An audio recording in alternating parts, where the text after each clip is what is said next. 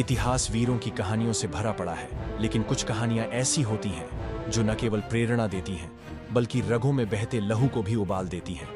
आज हम आपको एक ऐसे महावीर योद्धा की गाथा सुनाने जा रहे हैं, जिनका नाम सुनते ही दुश्मनों की रूह कांप उठती थी, जिनका पराक्रम, साहस और बलिदान आज भी इतिहास के पन्नों में सुनहरे अक्षरों में लिखा हुआ है। वो नाम है छत्रपति संभाजी महाराज, जिन्हें प्यार से छावा कहा जाता था। 14 मई 1657 शिवाजी महाराज के घर एक ऐसा बालक जन्म लेता है जिसकी आंखों में तेज था। बचपन से ही युद्ध नीति, तलवारबाजी और राजनीति की शिक्षा ग्रहण करने वाले संभाजी अपने पिता के असली उत्तराधिकारी साबित हुए। लेकिन जब किस्मत कठिन परीक्षाएं लेती है तो केवल असली शेर ही खड़े रहते हैं। 1681 मुगल बादशाह औरंगजेब ने पूरे हिंदुस्तान पर कब्जा करने की ठान ली थी। उसने दक्षिण भारत को जीतने के लिए छल, कपट और ताकत सब कुछ झोंक दिया।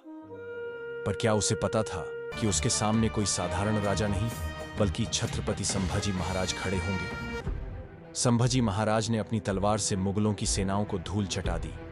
एक के बाद एक किले जीतते गए, दुश्मनों की सेनाएं ढेर होती गईं। लेकिन नियति ने एक षड्यंत्र रचा, गद्दारी हुई और 1689 में संभाजी महाराज को मुगलों द्वारा बंदी बना लिया गया।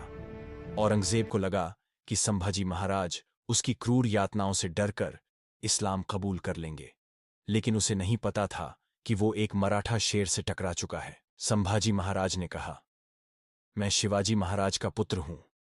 हिंदू धर्म की रक्षा के लिए मेरा सिर कट सकता है, लेकिन मैं अपना धर्म नहीं बदलूंगा। फिर हुई क्रूरता की सारी हदें पार। 40 दिनों तक उन्हें यातनाएं दी गईं, उनकी आंखें निकाली गईं, जीभ काटी गई, लेकिन ये शेर झुका नहीं। 11 मार्च 1689 वो काला दिन जब छत्रपति संभाजी महाराज को वीरगति प्राप्त हुई। पर क्या वे हार गए? नहीं, उनकी शहादत ने मराठाओं के दिलों में ऐसा ज्वाला जला दी जिसने मुगलों का अंत लिख दिया। आज भी जब वीरता की बात होती है तो छत्रपति संभाजी महाराज का नाम स्वर्ण अक्षरों में लिखा जाता है। वो सिर्फ एक योद्धा नहीं, बल्कि एक विचारधारा थे जो बताती है कि अपने स्वाभिमान के लिए जीना ही सच्ची जिंदगी है। जय भवानी, जय शिवाजी, जय संभाजी।